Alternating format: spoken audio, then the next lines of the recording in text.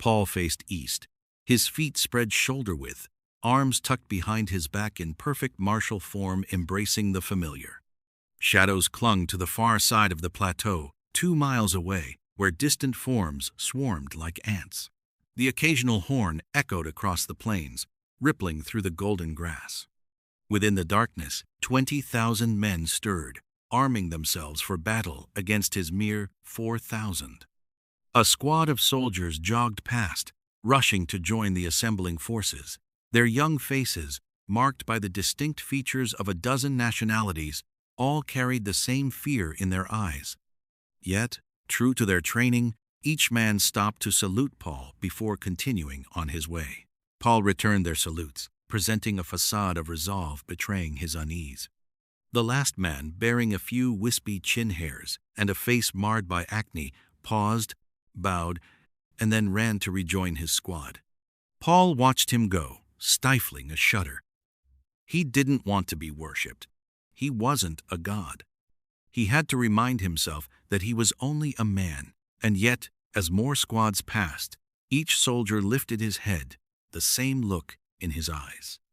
Hope. That was what he gave them. That was who he was. Paul Graymund, heir to the throne of Arrengor, the most powerful kingdom in the world. A throne he had abandoned, fleeing the dark power that ensnared his father, the king, with only a handful of loyal followers. He was only 15 years old then, just a boy. Now, 9 years later, he had grown into a man, a leader. He had gathered soldiers, mages, and Knights of Abel from every nation on the continent, marching from town to town, liberating them from the enemy's disciples and beasts, all while the dark influence over his father commanded him to hunt Paul. His father had sent assassins, mages, and small strike forces to kill him and crush his rebellion. None of it compared to what they faced today. He could almost picture the enemy's command tent where his 2 younger brothers, no longer the boys he remembered, prepared to kill him. How had it come to this? The great deceiver. The fallen child. Morgaul. Paul drew a ragged breath, trembling. Even the name filled him with fear. The ancient enemy, the being who expelled humanity from paradise, leaving them stranded on the continent to die. The story was so old it had become myth religion. Of course, in the mythic days, the children bestowed great power in men, greater than rune casting or any magic. They created heirs, avatars of their being, champions imbued with divine strength. Paul had never been particularly devout in his childhood, but now, facing the horrors of the coming battle, he bowed his head, murmuring a quiet prayer to the Father. He asked for wisdom, for strength, and for guidance to lead his men through the coming calamity. He lifted his gaze, glaring across the plains at the gathering army. His brothers Robert and Lucian prowled somewhere within that writing mass of shadows. The dark power that had claimed their father had consumed them as well. They had barely acknowledged him at their parley that morning. Hollowed faces, sunken eyes, their gazes distant and unfocused, neither showed a hint of recognition. But the third man was different. Clad in dark purple plate, forged from an alloy Paul did not recognize, he had stood apart, silent, yet his presence loomed larger than any other. Even the sunrise had seemed hesitant, its light creeping warily over the horizon, dimming in his shadow. His only discernible feature had been his eyes, featureless black, inhuman, staring through the narrow slit of his helm.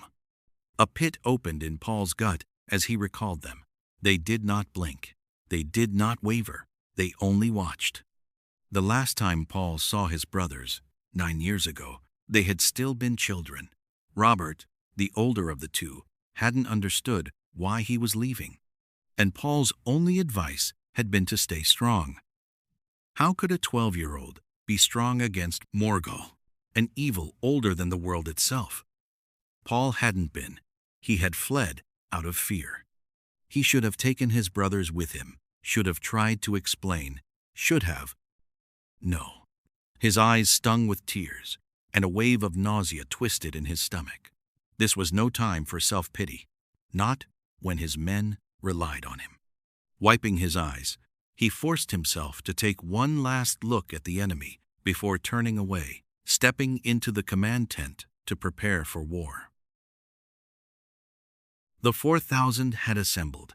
Paul stood at their head, surveying the line of soldiers, brown leather and shining steel spearheads glinting in the midday sun. The trenches lay a few yards ahead, with nothing but the open plains stretching beyond. Above them, barely noticeable except for its shimmering glow catching the sunlight at just the right angle, stood a rune-cast ward of epic proportion. Willem, the court mage, stood immediately behind Paul, his silver hair cropped short. His eyes locked on the ward, unblinking, lest his concentration falter.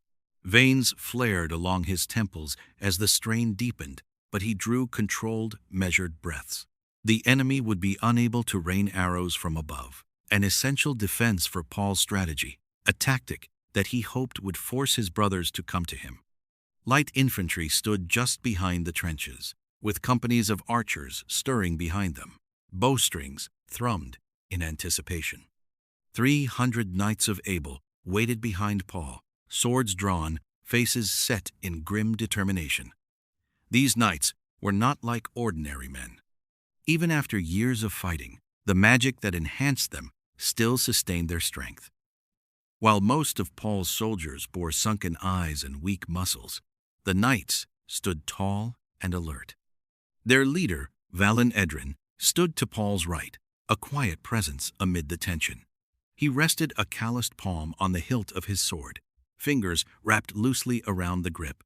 With his other hand, he adjusted the straps of his reinforced leather cuirass, a nervous habit, though he'd never admit it. He narrowed his gaze, wrinkles deepening on his tan, weathered face, and glared at the distant enemy army. High Marshal Islan Amaury stood to Paul's left, clad in battle-worn steel, its surface marred by dozens of scars and dents from years of fighting. His helm was tucked beneath his arm, and sunlight streamed over his pale face, casting sharp contrasts and highlighting his clenched jaw. He was troubled, though only Paul would notice. His green eyes, piercing and unyielding, seemed to see through the enemy's lines even now. An inspiring commander and a steadfast friend who bore the weight of their shared struggle. A young messenger sprinted through the lines, a boy with a mop of sandy brown hair peeking out from under a too large leather helm. He stopped, gasping for breath, and handed Islan a sealed letter. Islan nodded to the boy, dismissing him, and opened the note. He smiled, and Paul studied his friend's face with growing curiosity. "The Academy has heard our plea," Islan beamed. "They've agreed to send 5,000 battle mages to Arrengor." Paul sighed in relief, the wrench in his gut dissipating.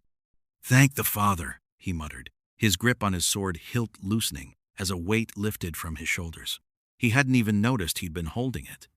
"Perhaps the city can still be saved," Paul said, his voice quiet but filled with hope. Islan met his gaze, his expression hardening. "If we win here today, Your Highness." A gentle breeze drifted from the east, blowing against Paul's face.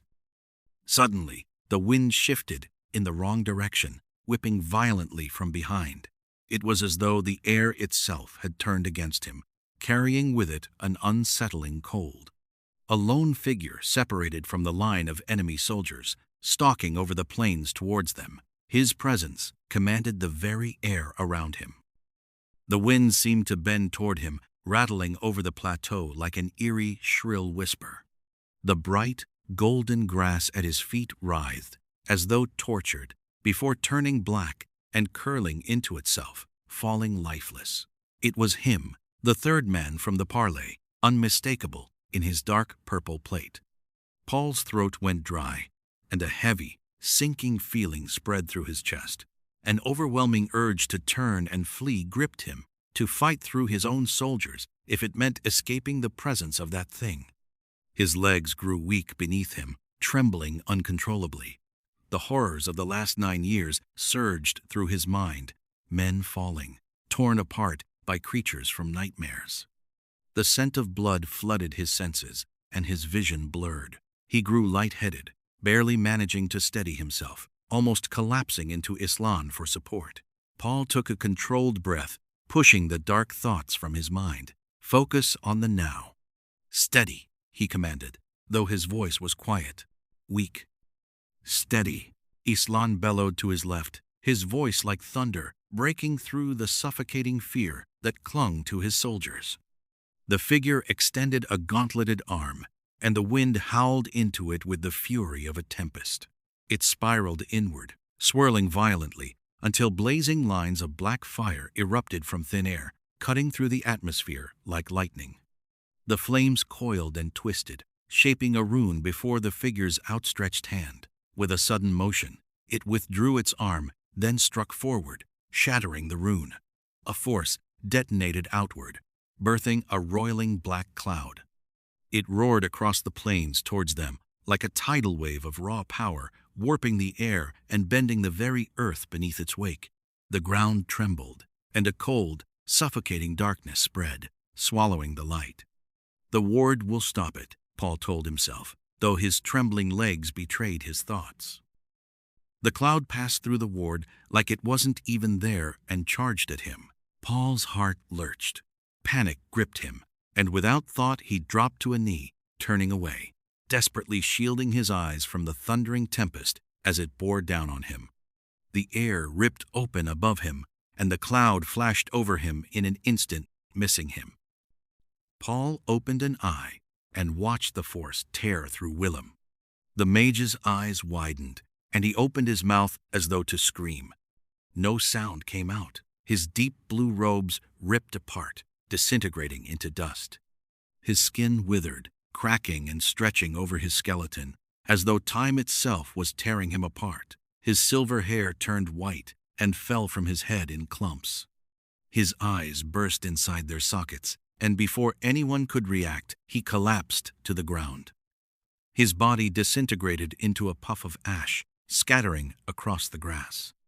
A barely audible crackle, like tiny pops, sounded from above. Paul glanced up and watched the ward that shielded his army shatter like glass, threatening to drop and impale them. Instead, it disintegrated into a white mist, whistling as it was swept away by the wind. The world stood silent. For a brief, unbearable moment, everything seemed to freeze. Faces were pale, eyes wide with disbelief. Then, like a dam breaking, panic erupted. Men screamed, their voices filled with terror, and the carefully formed lines began to crumble. Paul scrambled to his feet, instincts taking over. "Hold your lines!" Paul roared, his voice struggling to find its way through the chaos. Islan shouted similar commands, but his words drowned under the rising tide of fear. Even the Knights of Abel, born to fight creatures of nightmares, shifted nervously. Valan Eldrin scrambled up and down their ranks, bellowing commands. A battle cry rang from the enemy, shrill and primal, and their army surged forward, charging across the plains with brutal force. The terrible figure, the one who had caused the very earth to tremble, led the charge.